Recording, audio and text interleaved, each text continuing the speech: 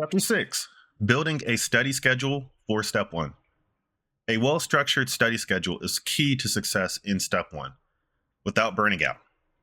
In this chapter, I outline how to build a balanced study routine that incorporates UWorld questions or any other practice question bank, Anki reviews, breaks, and rest. I also provide a sample weekly schedule with tips on how to adjust it based on your personal progress and practice exam results. So what to expect?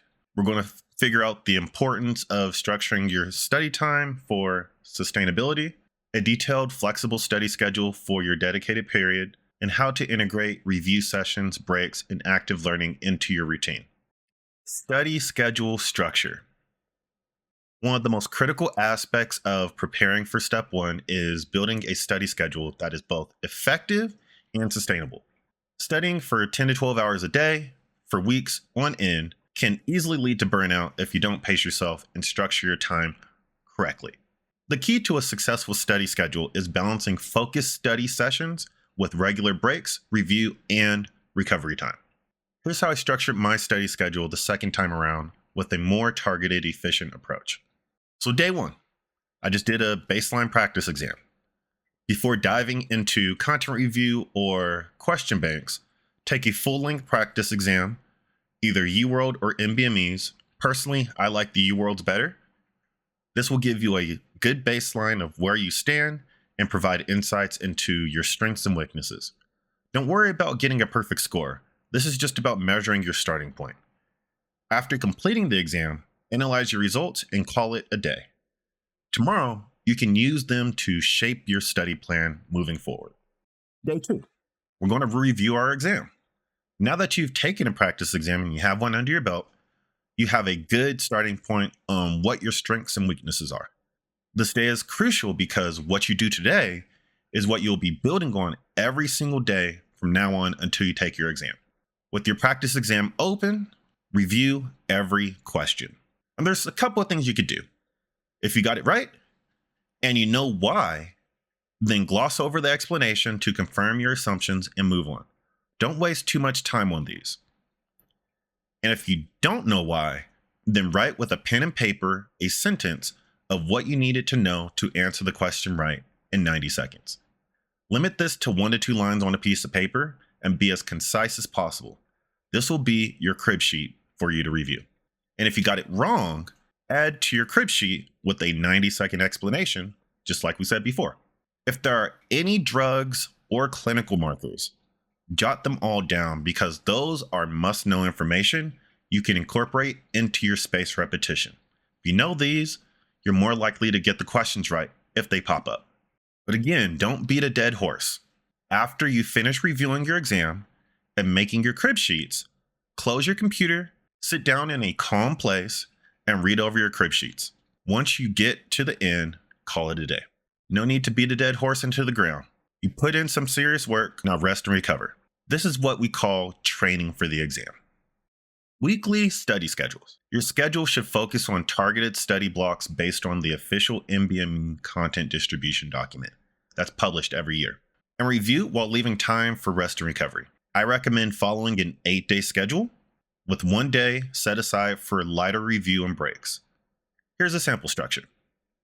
Monday through Saturday, or days 1 through 6. These are your intensive study days.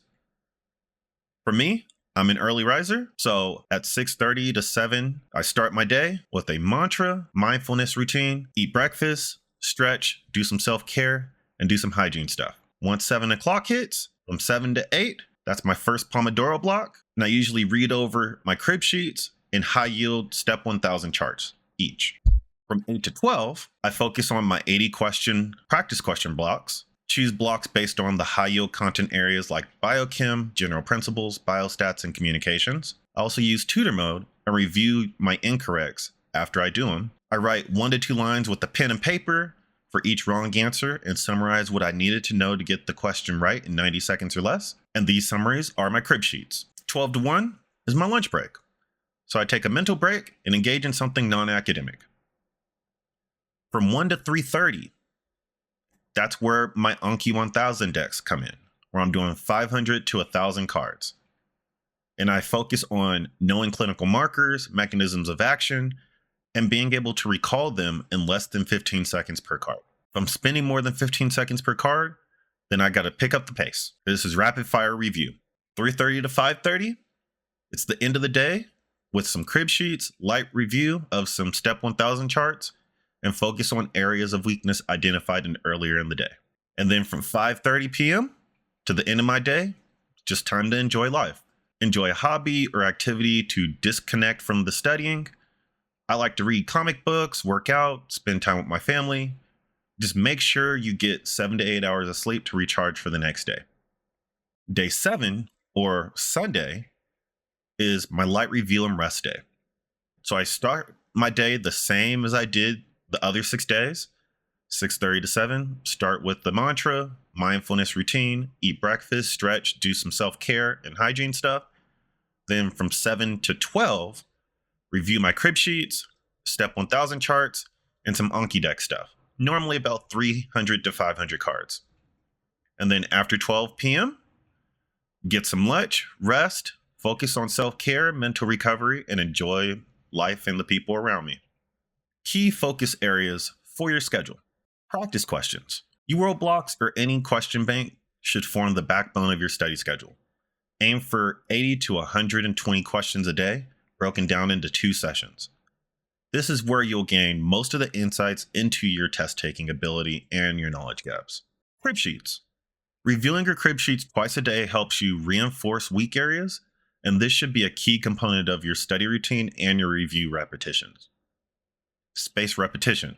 I'm pretty bullish about Anki, but as a technologist, I am apt to use tools that make things easier. The Anki 1000 decks and the Step 1000 charts are best used for fast, repetitive recall of key concepts. Focus on mastering clinical markers, drug mechanisms, and disease patterns. Read over the charts first, then corresponding Anki decks to build those recall muscles over time. Oh yeah, we want to get recall buff for Step 1. And then breaks. Breaks and rest. Regular breaks are essential for maintaining focus and avoiding burnout.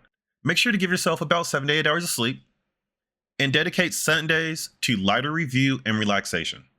Your days off, don't do questions, but also don't skip your review sessions. Again, treat your review sessions like brushing your teeth. You wouldn't want to walk around with funky breath, and you don't want to have gaps in your knowledge. Pomodoro and time management. To manage study time effectively, use the Pomodoro method.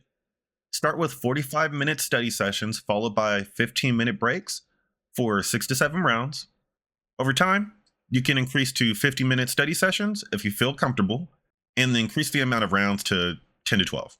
Structured study time is more effective than a marathon of unbroken sessions. We want to avoid burnout by any means necessary, so set yourself up for success. 8-week study timeline suggestions. Depending on where you are when you take your baseline practice exam, your study timeline might vary. However, a solid 8-week plan looks like this. Phase 1, which is about weeks 1 and 2, focus on high-yield NBME content areas such as general principles, biochemistry, communications, complete 80 to 100 questions a day, and review your crib sheets. Do a full pass or 2 of all the Step 1000 charts, and at least 2 passes of all the Anki 1000, Core 1000 card decks during this phase. And also don't forget to do a practice test on day 1.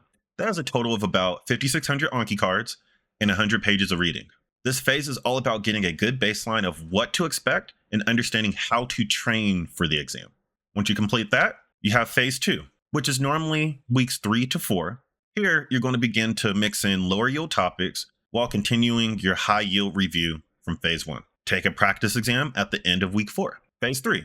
It's about weeks 5 to 6. Analyze the results from your daily practice, not so much your practice exams, and tailor your study blocks to focus on your weaknesses. Continue with daily crib sheets and Step 1000 review as well. In phase 4, which is normally weeks 7 to 8, focus on refining your test-taking strategies. Take one more practice exam during week 7 and dedicate the final week to reviewing your crib sheets and key weak points with your question blocks. By this time, you should be scoring 70% to 80% on your daily question blocks throughout this phase. Nothing should change from day to day, leading up to the exam. You can find an expanded 8-week schedule in the appendix and the suggested sequence of blocks for each phase in Chapter 7. And here's my study schedule example printout. You can see how everything that I mentioned is thoughtfully crafted into the different columns, and each row represents a day that you complete all the columns. And this is for about 14 days. What I normally did is when I completed a row in the column, after I put my date for that day and the days until the exam, I would just check off one of the rows in the column. And so the goal was to fill out every single row each day by just adding a check mark, just to show that I kept myself accountable. The more you check off, the more accountable you are to yourself, and you're putting in the work and you're actually showing it. Trimming the fat. Structure your study schedule around question practice and content review. Forget about going through endless textbooks. Focus on UWorld. Focus on your practice questions. Focus on your crib sheets. Focus on the Step 1000 charts. Keep your efforts streamlined and efficient. It may feel boring, but it gets the job done. Pomodoro method for time management. Study smart, not long. Work hard for 25 minutes, take a 5-minute break. Work hard for 45 minutes, take a 15-minute break. Do this consistently to keep your focus sharp. Include a rest day. Burnout is real. I don't know if you noticed, but it's real. Schedule days to charge your batteries. Rest is part of the grind. It's how you come back stronger. If you don't take a break, you can't come back from that break. Tailor your schedule to your needs. Your practice exam isn't just a score, it's a map. It's not a reliable map, I will say, because at this point, practice exams really venture off from what Step 1 is actually asking from you every single year, especially depending on the practice exam that you take. That's another conversation. Use it to figure out what's holding you back and tweak your plan to crush those weak areas. Start with an 8-week timeline.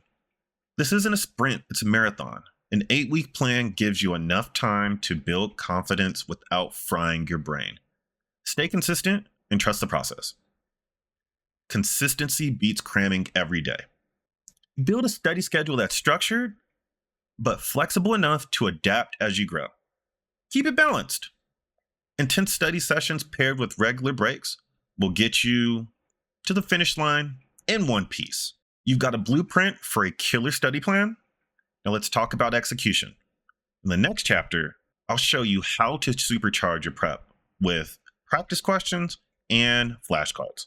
Learn how to maximize these resources to reinforce your knowledge and sharpen your test-taking skills. So let's turn this theory into plain old action. Thanks for checking this out. This is USMLE Step 1000, created by me, Stephen Christian, a space where you can turn your Step 1 prep into something smarter, sustainable, and stress-free. If you found this helpful, be sure to hit that subscribe button and stay tuned for more. You can follow us on Spotify for more study tips and more audio podcast stuff, Instagram at USMLE Step 1000, and you can like the Facebook page to stay connected. Don't forget to download all the resources, all the Anki decks, the clinical clues, everything from the PDFs and everything that you saw in the videos you can find at www.step1000.com. And follow the blog for more updates as well at www.usmlestep1000.com, your one-stop shop for everything Step 1000. And if you like what I'm doing here and you want to follow or at least support, you can check me out on social media at Stuck on an Island. Thanks again, and I look forward to sharing more stuff about Step 1 prep and how to overcome these mental hurdles so that you can have the best possible experience possible. So again, I'm not going to hold you any longer, but remember, let's keep pushing forward one step at a time to 1000.